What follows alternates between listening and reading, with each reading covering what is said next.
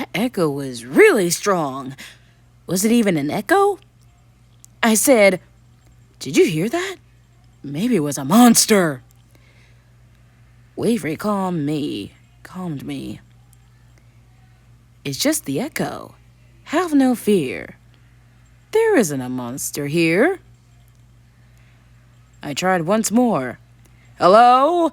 Anyone? Anyone?" But only the echo responded. Then, once more, there was silence. Eek! It was quieter than a cat waiting to pounce. All that silence gave me more chills than the echo had. I asked Wavery, "Are we sure this is the right place? There ain't any dragons here." Wavery said, I'm sure it's here, Knight. There's no cause for fright. If dragons lived on these mountains, where were they hiding? Maybe they were ravenous color dragons who lived perched on the tallest peaks, ready to swoop down and grab us with their claws. Or maybe they were ghost dragons or wild yeti dragons. Wavery explained, The dragons here are shy and on guard. Life in these mountains is very hard. Their slavery is very wise. Let's be careful and seek with our eyes." Mabel added, "They must be hiding from the scorchers. Let's look down there." Then, the sun was so bright on the snow that I had to squint. But soon I noticed there were a few caves on the side of the mountain. And there were dragon prints leading into them. That's where the Dragon Mountains were hiding. Maybe they have heard us arrive and feared that we were the Scourgers. Cheese on a stick. We need to find a way to convince with them. But it certainly would be rude to go into their homes without an invitation. But maybe a little kindness would work. My friends and I landed in front of the caverns and approached the nearest one as quiet as a mouse. It was darker than the inside of a cat's mouth. Holy cheese, I was so scared. I was shaking from the tip of my whiskers to the tip of my tail. "I'll wait for you here," I said. "I'm too fond of my fur." The Kingdom of the Mountain Dragons. Whoa. Scientist Cavern, Thoughtful Thinker's Cavern, Hostavagor Cavern, Library Cavern, and Custard Cavern. How many dragons are hiding in the caverns? About 18 of them? Mabel encouraged me. "Come on, Knight. You were the one who gave us our courage. You have more than you think." Jessie continued, "Darn, this is something that we gobble for breakfast. We aren't afraid of anyone." Well, they were right. I could do this. I stepped into the cave and muttered, "Excuse me, honored mountain dragons, may we enter? We are..." Roar! Roar! Roar! Great Godzilla! An ear-piercing roar lit to my fur. I jumped back, my whiskers shaking with fright. The mountain dragons didn't seem friendly at all. "Hang on, Jazzy! Help! Hang on, Nibbler!" A dragon toy. Rotten Rakuda. How would I ever find the wisest dragon? Moldy mozzarella, why does everything always happen to me? I sat on a pillow of snow and sighed. First it was the escaped sheep, now these bad-tempered dragons.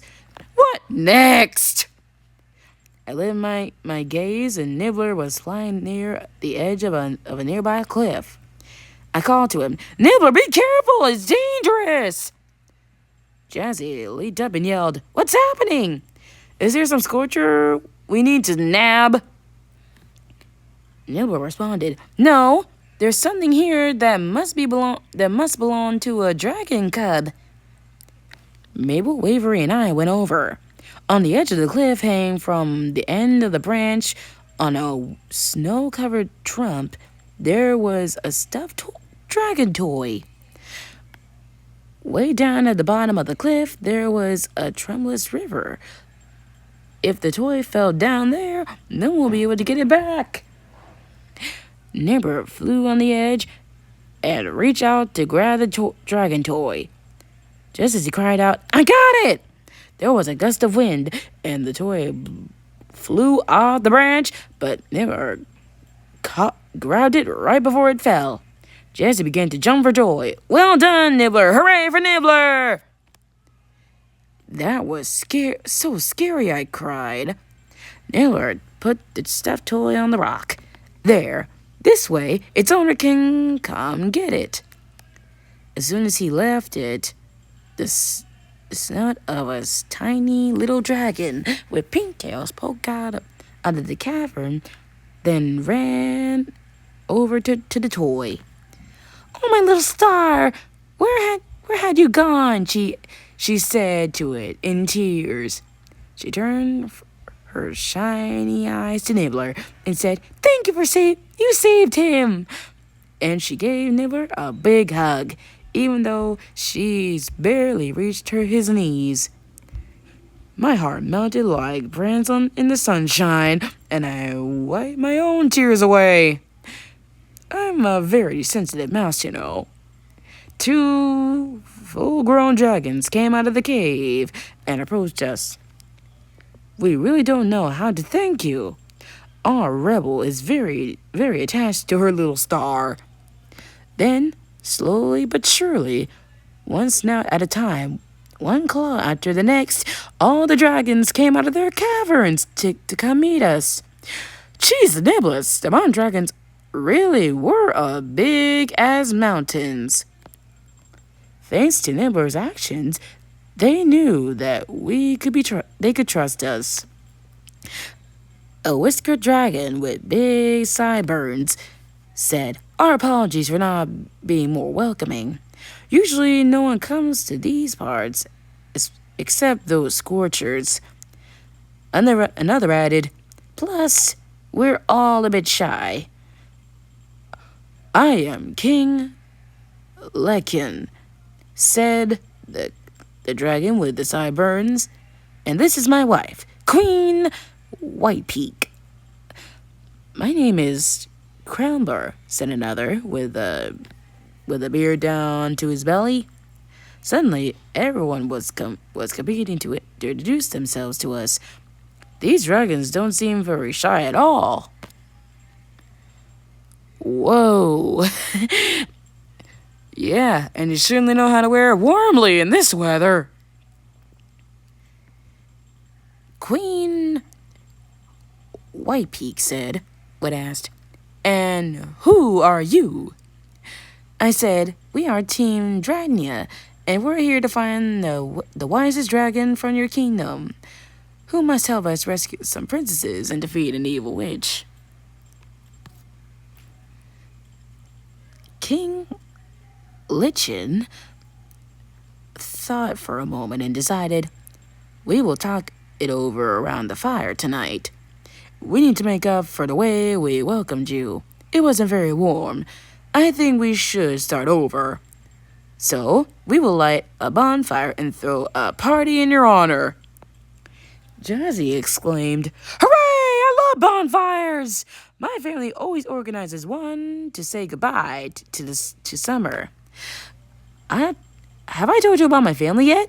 Well, there's my Aunt Cheerful, who's the daughter of my grandpa, Wit, and the sister of my Uncle Happy Jump. Then, before Jazzy could totally overwhelm them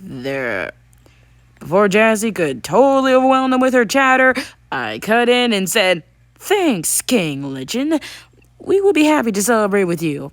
And to warm up a bit, there had been so much drama that I hadn't realized I was freezing. Yeah, you definitely need some mittens. We're throwing a party in your honor. Thanks. The wisest dragon. Sunset soon arrived and colored the mountains. The snow looked like peach ice cream. The mountain dragons were busy preparing the bonfire, and then everyone was putting their paws to work. Some were digging a hole for the wood. Some are going to gather the wood. Some are carrying large stones to make sure the fire was safe, and some were getting food ready. Maple and Wavery helped carry heavier logs, and Jazzy and Nibbler were, losing a snowball fight to Ripple. To Rubble, the little dragon was quite mischievous.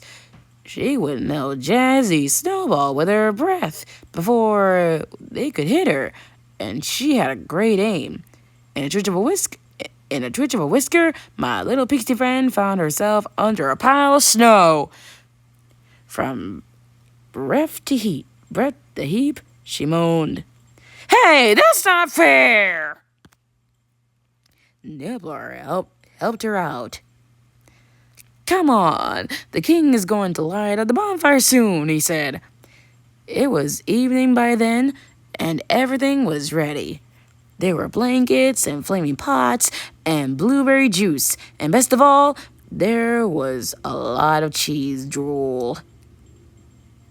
Smoked cheese for grilling, cheese kebabs pots, and cheese fondue and bottles of ricola to spread on bread. Achoo! Yum!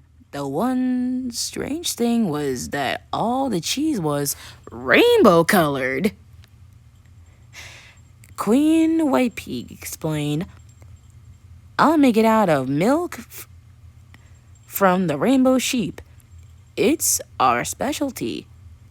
Crumble, my stomach was rumbling with hunger. The queen's cheese was whisker looking good. Not only it was colorful, but it was also full of many delicious and unique flavors. Each mouthful had a different taste. Blueberry, strawberry, walnut, velvet, spring water. It's delicious, I said with my cheeks full of rainbow cheese.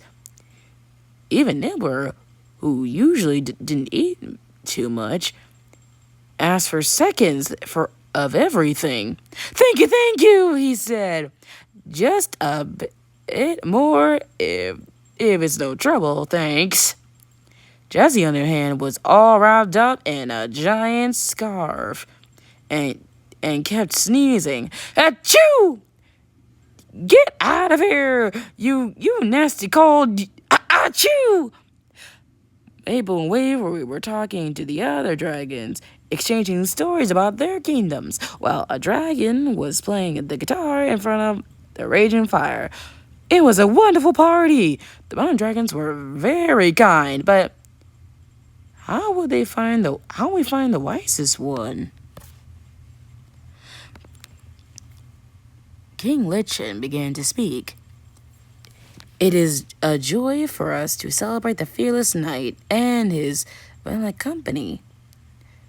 But a party isn't a party without gifts. Each of us would like to give you something you can take with you on your mission."